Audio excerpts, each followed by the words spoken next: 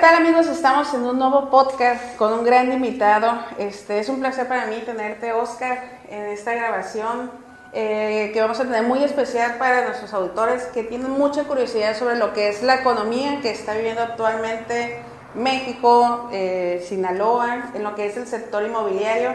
Y pues tuve la oportunidad de poder mandarte un mensaje que tú aceptaras y regalarnos esta gran charla de lo que ahorita actualmente todo el mundo allá afuera está con muchas dudas de qué es lo que está pasando, qué es lo que viene, el panorama de cómo se está viendo en el sector inmobiliario, si es un beneficio, estas utilidades que están teniendo, estos rendimientos y el panorama que tú ves a un futuro en lo que son estos meses sobre este sector inmobiliario. Bueno, muchas gracias primero por la gran invitación, Rose. Tú sabes que se te estima, se te quiere, se te admira mucho. Te felicito por estos segmentos que has hecho, que son muy importantes, que le agregan valor a lo que hacen los emprendedores en Sinaloa y en todo el país. Y bueno, evidentemente la economía no es una ciencia sencilla, pero es una ciencia que nos explica mucho de los acontecimientos que están sucediendo en los sectores económicos, en los sectores productivos, y también nos permite desde su perspectiva comprender cómo podemos enfrentar todos estos escenarios, ¿no?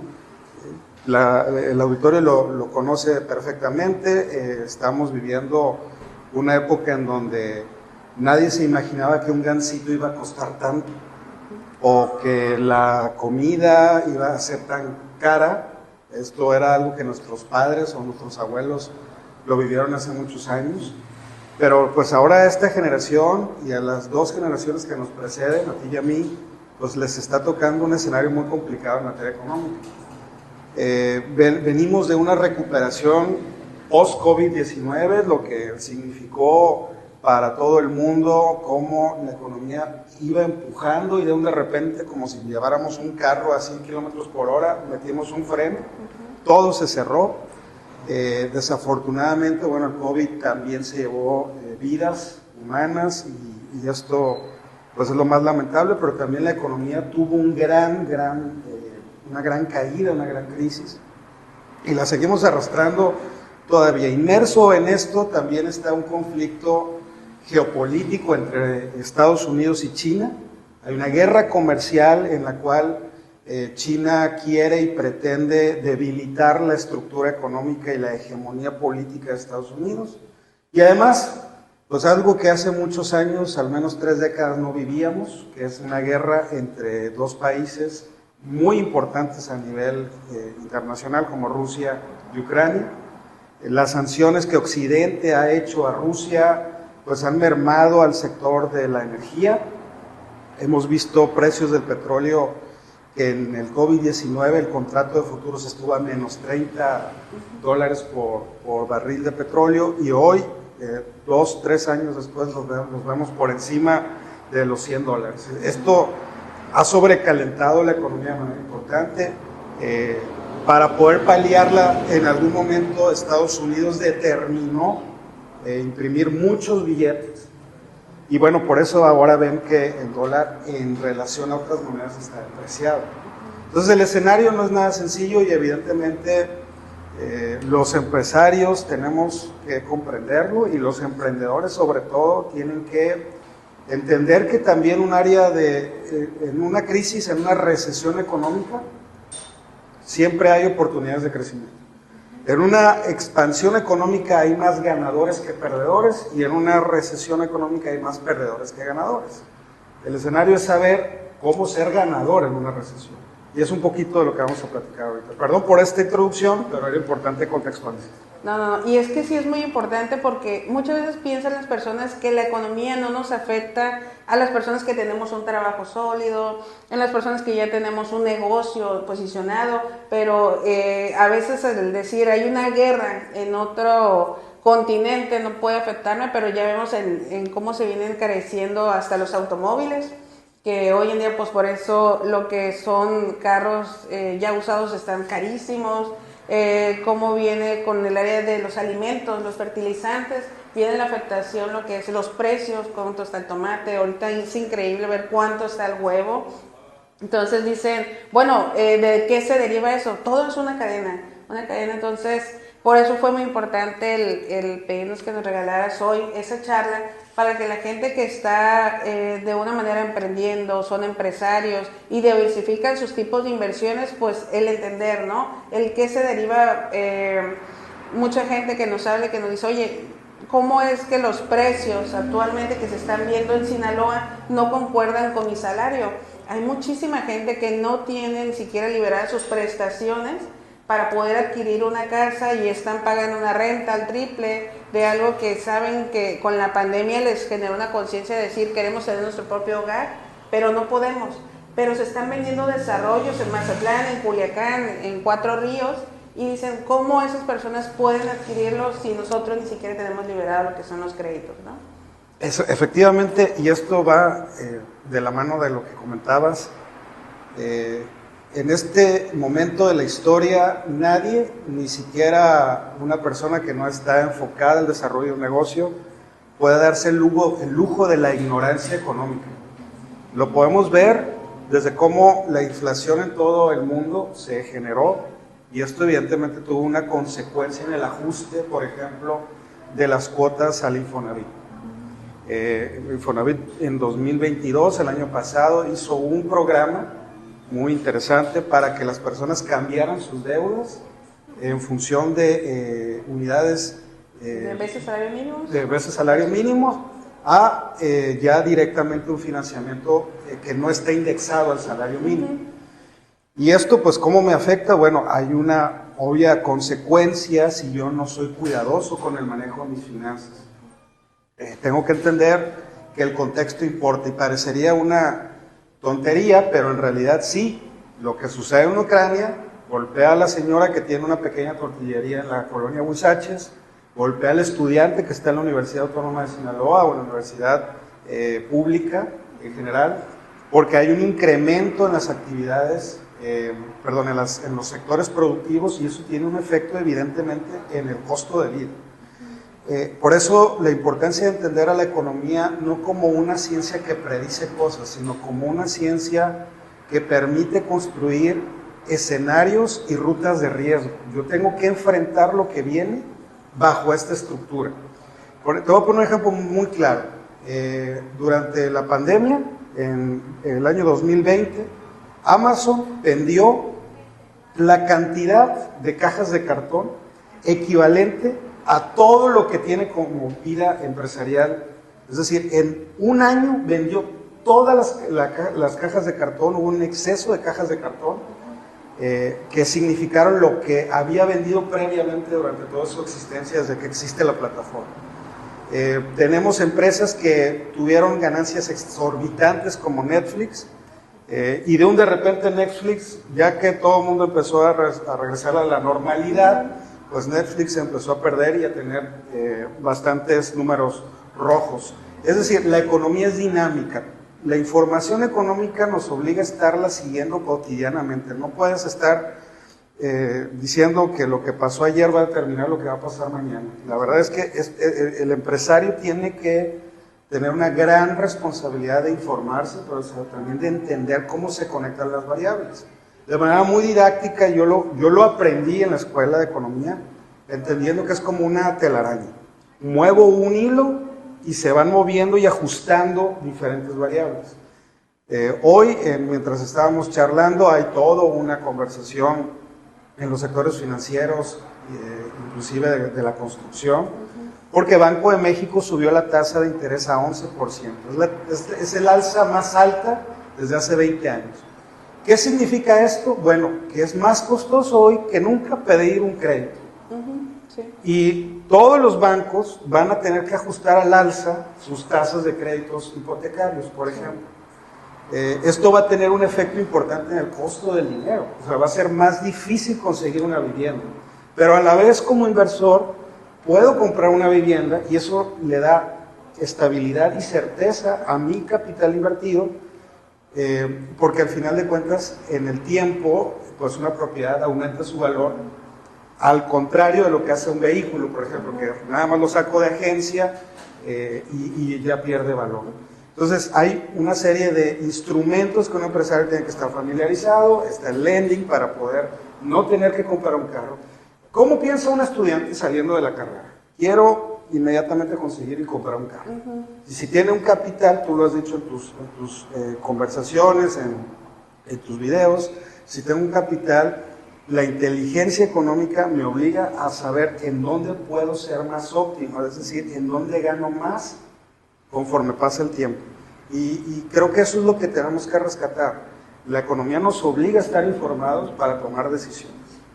Sí, y era lo que platicábamos hace un momento, ¿no? La falta de educación financiera que tenemos en México y en muchos países es lo que nos lleva también al desconocimiento, a pensar que la gente, el que te digan, sabes que puedes invertir y tener una utilidad, lo primero que venga a su mente es va a ser un fraude.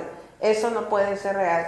Entonces, sí ha sido el que he comentado muy firme en lo que son mis videos, en la falta de educación financiera, el tener objetivos de un crecimiento, de poder decir, bueno, llego a esta parte de mi vida personal, profesional, pero ¿qué sigue? ¿Sí? Que es lo que mucha gente hasta ahí queda, al tener una familia, tener una casa, un hogar, y ese es mi ciclo de vida humano que me enseñaron en la escuela, ¿no? Tener mi casa, mi esposa, mi carro, mi trabajo estable y tal, hasta llegar a mi pensión. Ahora las nuevas generaciones que viven el de, bueno, no vamos a tener una pensión, ¿qué es lo que sigue?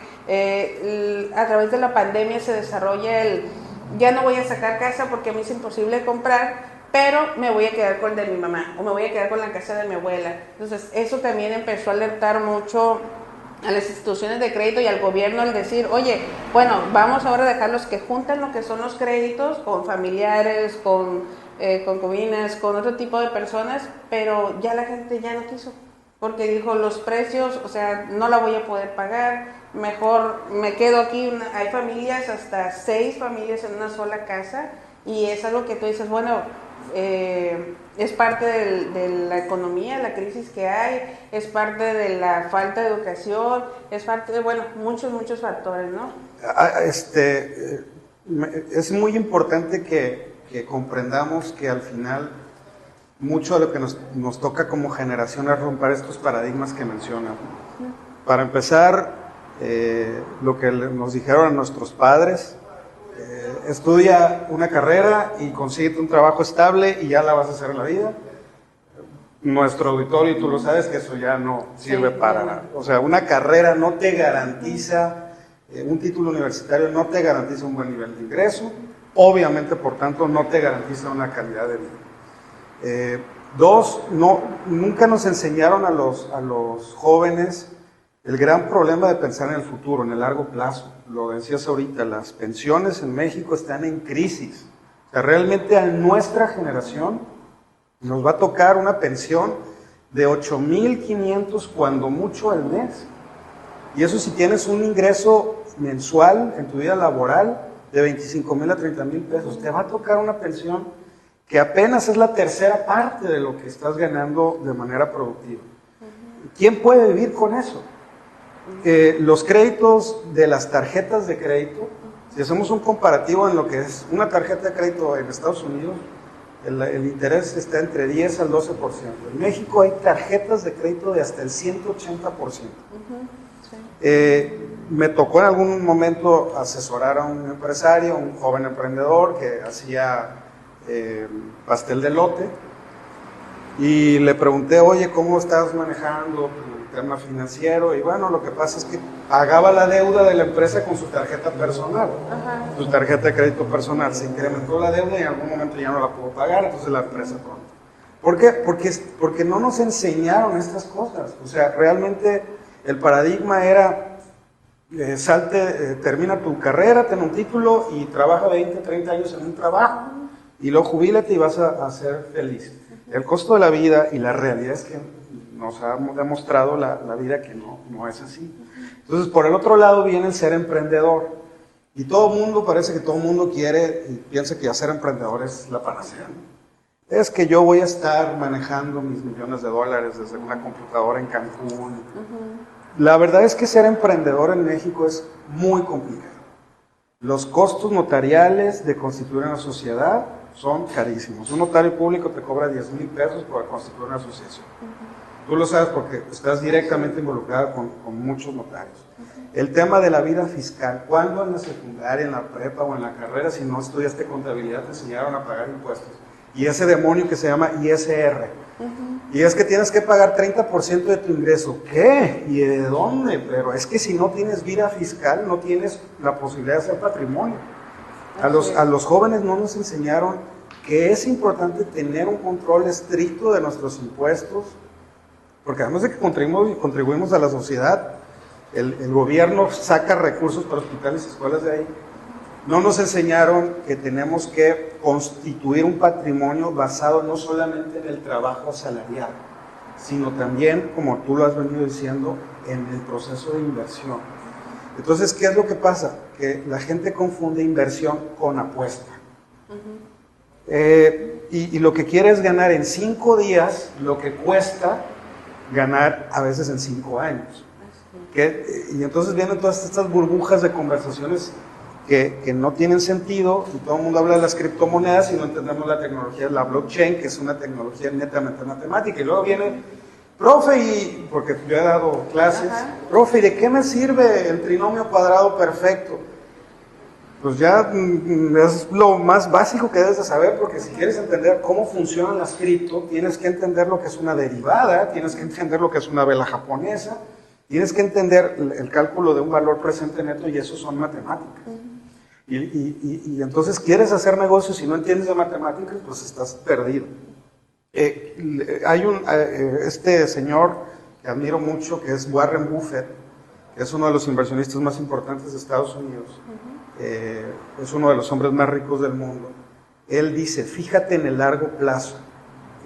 La inversión efectiva y óptima es pensar en el largo plazo.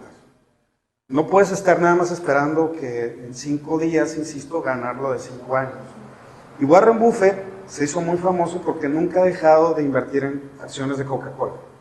Y dice, se puede estar cayendo el mundo, pero Coca-Cola siempre va a tener un rendimiento positivo, y va a haber momentos en los que va a caer la acción. Pero yo no me estoy fijando en invertir para ganar mañana, sino para dentro de 20 años. Entonces, todos estos paradigmas a los jóvenes no se nos enseñan, y cuando llegas a la realidad dices, ¿por qué en la secundaria me enseñaron los sistemas de numeración maya y azteca y no me enseñaron que tengo un señor que se llama impuesto sobre la renta que tengo que pagar y que tengo que declararle al SAT para poder yo hacer un proceso de construcción de una empresa? Entonces son muchos de estos paradigmas que mencionabas que tenemos que romper. Sí, así es. Y es que, fíjate, me ha pasado mucho con la gente que empieza a invertir con nosotros, el que al año sacan sus utilidades, sacan su capital y sienten que para ellos fue el máximo logro, ¿no? Entonces dices, oye, si tú verdaderamente hicieras un plan a 5 años y vieras la utilidad que tienes, tenemos unas personas que ya tienen 5 o 6 años con nosotros y de una capital que empezaron con 150,000 pesos, ahorita traen un valor de inmuebles de 2 millones hacia arriba.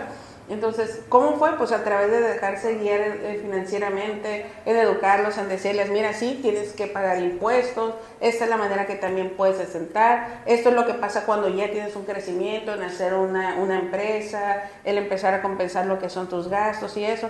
Pero para la gente, muchas veces el tener un proyecto a largo plazo es algo como, no lo voy a disfrutar, o no me enseñaron, o debo de vivirlo ya, o lo primero que hacen es voltear y comprar un carro, el que siempre quisieron, y ahí estancar.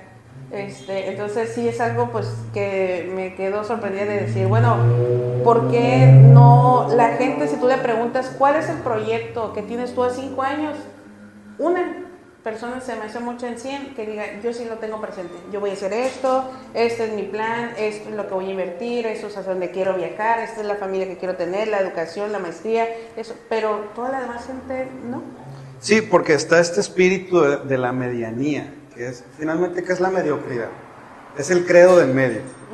Es cumplir la tarea de tener un título universitario sin ser profesional o profesionista. Tengo un título, pero no sé el conocimiento básico de mi profesión, no lo entiendo.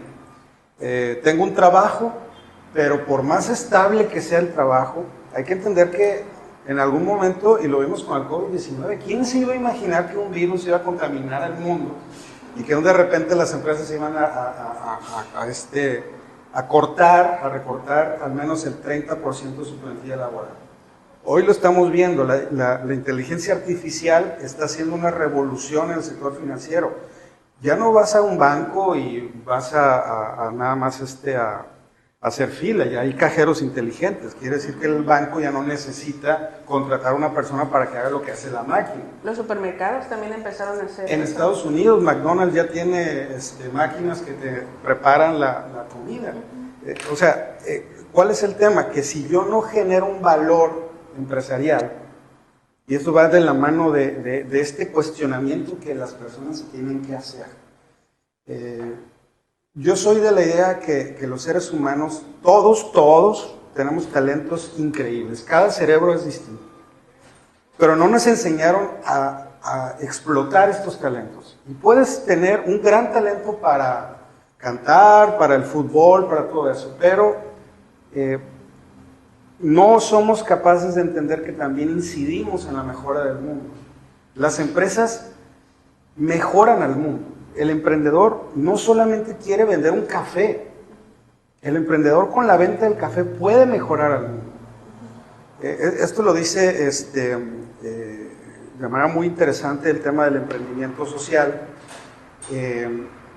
Y Michael Porter, profesor de la Universidad de Harvard, de la Escuela de Negocios, él habla de que las empresas tienen algo que los gobiernos, las asociaciones civiles no tienen, que es escalabilidad. Dice Porter, las empresas resuelven un problema. Tu empresa, por ejemplo, resuelve un problema. Acceso a la vivienda y por otro lado, inversión. Tienes un inversionista que necesita tener utilidad de esa inversión. Tú encontraste un modelo de negocios, una manera de conectar las dos cosas que es rentable para ti y para el inversionista. Pero muchas de las ocasiones no entendemos que el modelo de negocios necesita escalar. Entonces la gente se queda con la idea de ser pequeño para sacar y pagar las cuentas diarias. Eso te lo da un trabajo. Pero generar un patrimonio implica que tú puedas convertir tu talento en un mecanismo de generación de valor por encima del que te está pagando una empresa. Las empresas te van a pagar lo que creen que te pueden pagar. Ninguna empresa te va a pagar más allá de lo que tú crees o más bien, ninguna empresa te va a pagar lo que tú crees que vales. Ellos te pagan lo que ellos creen que tú vales. Y por más que seas el empleado del mes, y por más que llegas temprano, siempre te van a pagar lo que ellos creen que tu trabajo vale, no tu talento. Ir más allá implica desafiar las circunstancias y plantear un modelo de encontrar una conexión, como lo haces tú, como en su momento lo hizo Uber. Uber dijo, hay una persona que tiene un carro, hay una persona que tiene una necesidad de transporte. Yo los conecto. Entonces, esto es lo que tenemos que comprender para poder hacer modelos de negocios exitosos y escalar. De otra manera, nos vamos a quedar en el mismo proceso, que es el gran problema, que tú lo has dicho de manera muy interesante, que no pensamos de manera disruptiva. El ejemplo más claro de esto es, si tú vas a una universidad y le preguntas a todos los que te dicen, yo quiero ser emprendedor, ¿qué te dicen? Quiero hacer una estética, quiero hacer un bar, quiero hacer un restaurante, quiero hacer un sushi. Culiacán está lleno de sushis. Hay más sushis que Oxxos, estoy seguro de eso. Sí. Pero ninguno está hablando de, ok, voy a resolver el problema del reciclamiento del cristal, del vidrio. En Sinaloa desperdiciamos mucho vidrio y el vidrio contamina. Nadie está hablando de cómo podemos hacer un negocio si todo eso resolviera un problema social. Nadie está hablando, por ejemplo, del tema de cómo resolver la gran cantidad de contaminación de llantas que hay en la ciudad, del aceite que sueltan los restaurantes. Ahí es donde están los negocios innovadores. Si queremos hacer lo mismo, pues vamos a seguir siendo lo mismo. Sí, la verdad, pues es muy, muy interesante y mucho que se refleja en lo que es la economía, ¿no? Todo una vez escuchaba una plática de una persona que decía, es que mi vecino puso una tienda y ya el vecino de enfrente está viendo cómo poner una tienda. ¿Por qué? Porque ese es Es decir, que la educación que tenemos de él, si a él le va bien, pues yo tengo que llegar para que me vaya mejor y él cierre y yo me quede con ese negocio. Pasó con el sushi, pasó con estas argentinas, ¿cómo se llaman? Las empanadas argentinas. Pasó con chilaquiles. Nosotros abrimos chilaquiles y de repente todo el mundo quiso hacer chilaquiles y está bien, bienvenida a la competencia.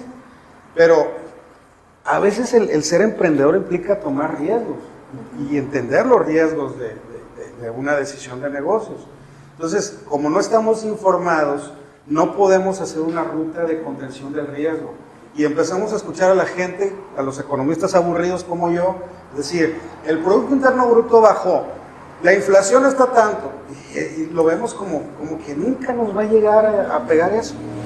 Pero ya puse el ejemplo de lo que significa el pago de una casa de Infonavit. Hubo un programa, y lo triste del programa es que a pesar de que el gobierno tuvo la voluntad de ayudar a la gente a que no pagara por encima de lo que tenía el crédito en unidades de salario mínimo, nada más el 20% de los usuarios hicieron el cambio al otro esquema. Sí. Y ahorita van a ver el estado de cuenta del crédito de Infonavit y van a decir, pero ¿cómo si yo tenía una deuda de 1 millón, ahora la tengo en 1,5 millones? En un solo año. Entonces sí es importante estar informado. Voy a poner otro ejemplo. La educación en el futuro va a ser mucho más cara. Porque la pirámide poblacional en México se está invirtiendo. Consideremos esto. Hoy las parejas se casan más tarde y tienen menos hijos. Sí. En este momento y en los últimos 10 años lo que sucedía era que había mucha demanda de educación básica. Tenías escuelas públicas, primarias e inclusive secundarias retacadas. El promedio de un salón de clases eran 50 estudiantes. Ya no va a suceder eso.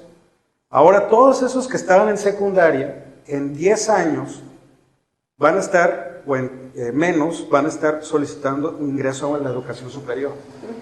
Entonces, va a ser una verdadera presión para las universidades. ¿Y qué van a hacer las universidades? Pues voy a subir el costo de la colegiatura. Pero la educación va a encarecerse. Tener una carrera va a ser más difícil, porque además la educación pública, yo estudié orgullosamente en la Universidad Autónoma de Sinaloa, pues ya no va a tener los espacios para poder abastecer de este servicio de educación a toda una generación. Y esto va a significar que las presiones para la educación privada van a ser más altas. Entonces, si una maestría en el una colegiatura en el TEC de Monterrey, una carrera en el TEC de Monterrey te costaba, o en este momento te cuesta 700,000 pesos, sí, en los próximos 10 y 15 años te va a costar hasta 3 millones de pesos. La educación privada va a ser costosísima. Ahí hay un nicho de negocios para quien quiera abrir una universidad, porque al final de cuentas también eso va a ser rentable. Pero toda la dinámica poblacional te va a modificar los patrones de conducta y de consumo.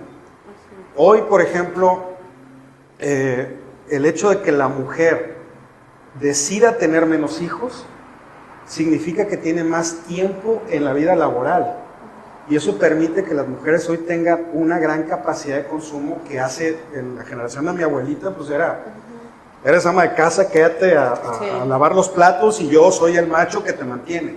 Hoy no, hoy la mujer es parte importante de la actividad económica. Hoy, qué bueno, hay muchas mujeres dirigiendo empresas como tú, y esto es positivo porque generamos una economía más diversificada, pero a la vez hay patrones de consumo diferentes. Me voy a ir, por ejemplo, a la clásica receta del marketing tradicional, ¿no? Era precio, plaza y promoción. Okay.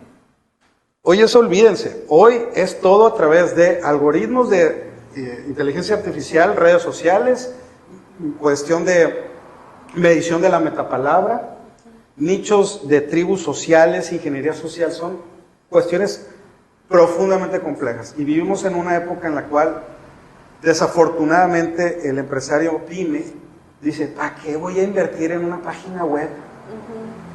Las redes sociales, pues ahí tengo un hijo, un sobrino que salió de la carrera de informática, que él maneja mi Facebook y que él publique. No. Entonces cuando yo como usuario digo, va a venir el 14 de febrero, necesito unas flores, pongo flores en Google, pues el que pagó a Google y el que supo manejar su información va a salir antes que el resto.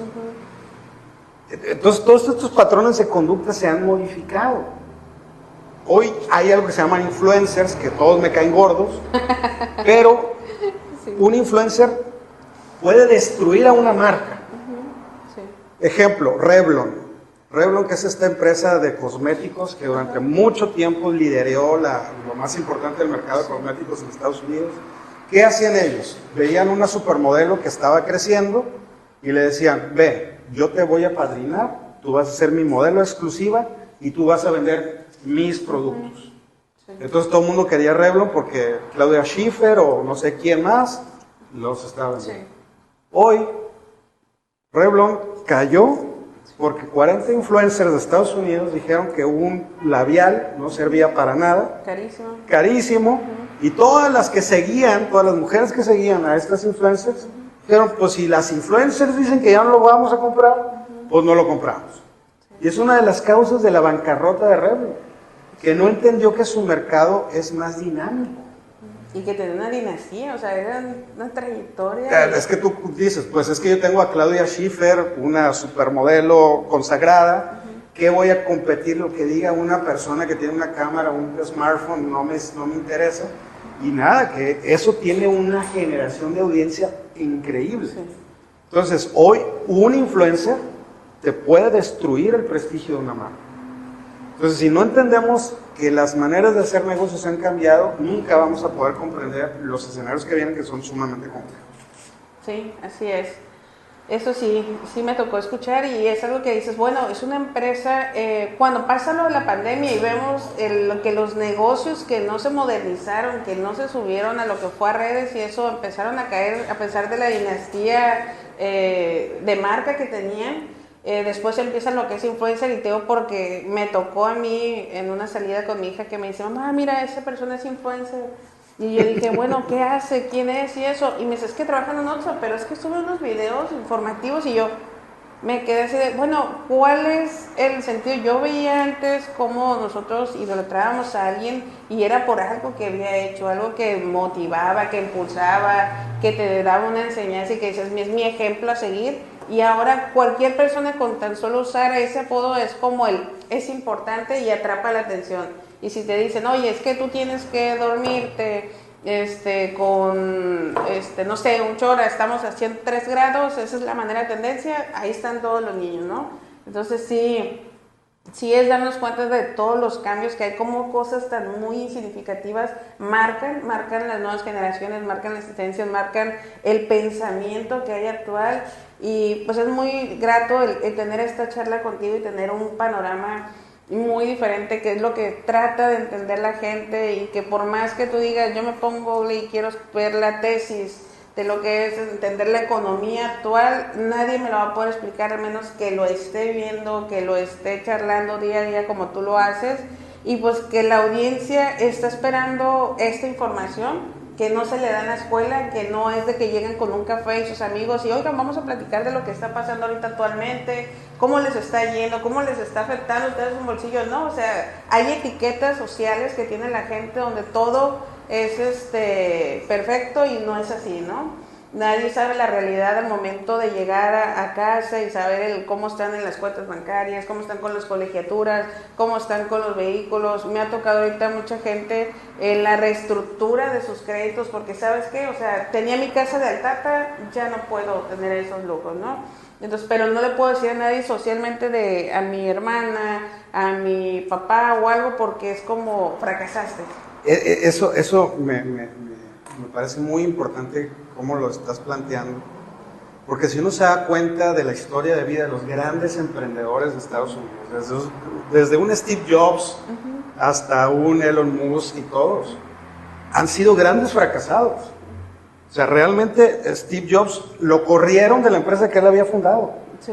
Elon Musk perdió un montón de dinero, ahorita no sabemos cómo le va a ir con Twitter, esa es una compra que nadie entiende por qué la hizo. Pero para poder llegar a Tesla, todo el mundo se estaba burlando de él, de que jamás va a haber carros eléctricos. El tema de esta empresa, que ahorita pierdo el nombre, que es la que hace los cohetes, Lo que decía Elon Musk es que estamos desperdiciando muchos cohetes porque nada más suben una vez y ya no los reutilizamos. Está haciendo que reutilicemos los cohetes que lanza la NASA u otras empresas. Pero a lo que voy es la cultura del castigo que hay en el mexicano al fracaso.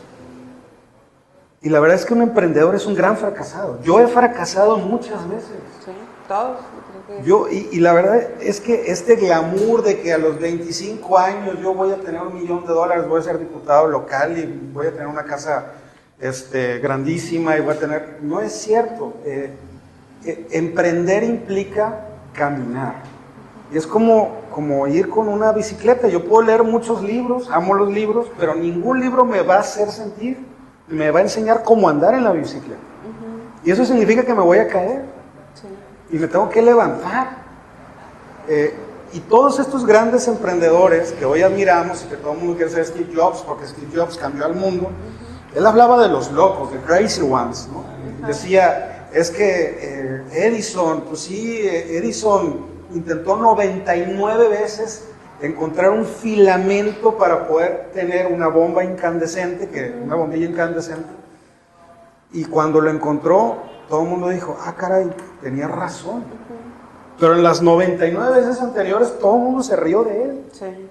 Y entonces ser emprendedor y ser empresario, sobre todo en este contexto, significa entender, no tolerar el fracaso no lo podemos tolerar. Fracasamos y nos duele, nos arde. Sí. O sea, evidentemente hay una herida emocional al ego, hay una herida emocional porque ¿qué van a decir de mí? Que el Rivas fracasó en Chilaquins, el Rivas fracasó en esto. Sí la hay, duele el fracaso.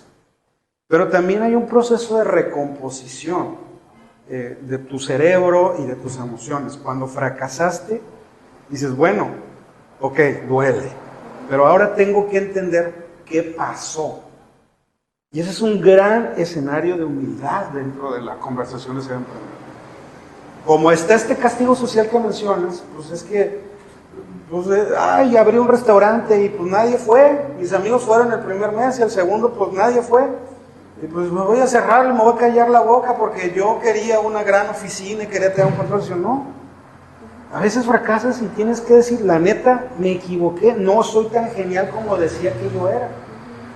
El castigo social en México al emprendedor que fracasa es absurdo. En Estados Unidos fracasaste y lo que hace la familia, ok, págame lo que me debes o te refinancio. Más, para poder levantar capital como emprendedor necesitas 150,000 pesos para abrir un negocio. ¿Quién te presta? El banco no te presta. Las instituciones públicas no tienen dinero y si tienen programas que te piden tener vida fiscal y tú no tienes vida fiscal. Tus papás dicen, bueno, pues ahí te van a ver cómo le haces. Es tu herencia. Es tu herencia. Es tu herencia de la Comparas a Donald Trump y Donald Trump llegó con su papá un día y le dijo, oye papá, préstame $1 millón. ¿Nomás quieres $1 millón? Le dijo el papá, sí, bueno. Y con eso se hizo el gran magnate de los bienes raíces de Nueva York. No tenemos acceso a eso, hay que ser honestos. Pero lo que sí podemos hacer es comprender que esto es un proceso. Y que lo que te da el conocimiento, no los títulos, el conocimiento es disminuir el riesgo del fracaso. El fracaso existe, es una realidad en el proceso de abrir un negocio, de invertir en un activo. Pero tú lo que puedes hacer es, entre más conocimiento tengas, puedes rentabilizar tu fracaso. Bueno, ya sé que no va a ser el café, voy a hacer otro tipo de bebida. Pues voy a hacer un té. ¿Cómo hago un té? Pues no sé, tengo que calcular la cantidad de té frente a la cantidad de sal, frente a la cantidad de azúcar. Entonces eso es una ecuación matemática. No hay que ir con el químico, hay que aprender uno. Este tiburón de Shark Tank, el americano que se apellida Diamond, él decía, tiene una frase que a mí me encanta porque yo siempre odié contabilidad y ahora hasta he dado pláticas de contabilidad y finanzas. Dice, si yo tengo que aprender contabilidad para ser rico, tengo que aprender contabilidad. Si yo tengo que aprender finanzas, tengo que aprender finanzas. Tú vas a la escuela y la gente dice, ay, qué flojera aprender. O nada más quieren el título y llegar con los papás y ya cumplí con él. Cuando en realidad ser emprendedor implica estar aprendiendo todo el tiempo. No perder la curiosidad. y sobre todo entender que vas a fracasar. Y si eres mujer, te van a decir, ay, ya cásate, déjate tonteras. Y si eres hombre, te van a decir, con razón ninguna mujer te pela. Y ni modo, pues una sonrisa y a seguir adelante. Fracasar es normal, está bien, porque en algún momento el fracaso nos hace entender las posibilidades de lo que somos y de lo que queremos llegar a ser. Entonces este glamour, y lo he dicho en muchas pláticas, conferencias donde me preguntan, ¿y por qué te gusta la economía? Bueno, porque la economía te enseña eso. Yo aprendí y me gustó la economía y me enamoré de mi profesión porque traté de entender por qué había empresas que caían y empresas que no caían. Nokia hace 20 años, 30 años era Nokia. Y ya no tienes teléfonos Nokia. En algún momento en una conferencia, Enrique Coppel nos platicaba de que él compró Zapaterías Canadá. Y no hizo bien su modelo de negocios y Zapaterías Canadá le generó números rojos a Coppel. Entonces hay que escuchar a la gente que sabe y hay que comprender que también de sus fracasos aprendieron más que sus triunfos. Y concluyo este tema con una frase que me gusta mucho de un gran ajedrecista que es Kasparov, que fue campeón mundial de ajedrez durante más de 10 años. Y él dice, cada triunfo en realidad lo que te está haciendo es ponerte una capa de bronce que te hace moverte más lento. La derrota, por el contrario, te obliga a sacudirte y a saber cómo hacer mejor las cosas. Entonces el fracaso es normal. Yo he fracasado y sigo adelante. En algún momento le voy a pegar mientras no pierdan la fe en mí. Fíjate que hoy escuchaba mucho eso del cómo las personas tenemos miedo al éxito. Y es que el tener un fracaso o el caer, el tener un error, el decir me equivoqué, la gente se estanca y hasta ahí se detiene. Entonces no es el miedo hacia lo que te equivocaste, es el miedo hacia el éxito, el continuar, el volver a levantarte y volver a hacerlo. Entonces, me da gusto cerrar con esta frase, me encantó. Creo que todas las personas que nos están escuchando en este podcast, que van a ver este video, pues se van a dar cuenta de que pues nos has dejado una gran enseñanza, que verdaderamente la economía es un pilar fundamental. El cuando escuchamos una noticia y mejor ponemos una canción, mejor nos ponemos a escuchar la canción de tendencia ahorita, no, es voltear a ver qué es lo que está pasando para poder prevenir, tomar una precaución y también, pues ahora sí que tomar una solución. Concluiría con esto, primero agradecerte la invitación. Insisto, felicitarte por esta gran labor que estás haciendo. Casi no hay gente que esté educando a los emprendedores en este país. Creo que lo que estás haciendo es muy importante y me quedo con esta frase de que realmente un emprendedor sí puede cambiar al mundo. No está mal hacer dinero, tenemos que cambiar nuestra relación con el dinero, con el éxito. Sí es bueno hacer dinero, todos queremos dinero. Quien diga que no quiere dinero, yo creo que se quiere ir a vivir allá a las montañas solo y sin comida. Pero también tenemos que generar y entender que no es nada más el tener el dinero, es la persona en la que te tienes que convertir para generar ese dinero. Una persona disciplinada, una persona que se enfoca, una persona que no pierde la confianza, una persona que sigue adelante a pesar de las caídas. Y eso es ser finalmente emprendedor. Muchas gracias. Muchas gracias, Oscar. Pues, queridos amigos, sigan viendo lo que son nuestros videos, sigan escuchando lo que son podcasts. Oscar, ¿alguna red donde pueden seguir lo que son tus columnas, tus informaciones? Sí, @RivasWalker, como Johnny Walker, pero en vez de Johnny Rivas. Así está mi Twitter, mi Instagram, mi Facebook es Oscar Rivas. Y cualquier cosa, pues estamos a la hora. Ok, bueno, pues entonces ya saben, pueden seguir lo que son sus redes, estar un poco más actualizados en lo que es la información de la economía, de lo que está pasando actualmente hasta a nivel nacional, mundial. Y pues la verdad, muchas gracias por esta plática y espero próximamente estar grabando un nuevo podcast. Muchas gracias. Gracias.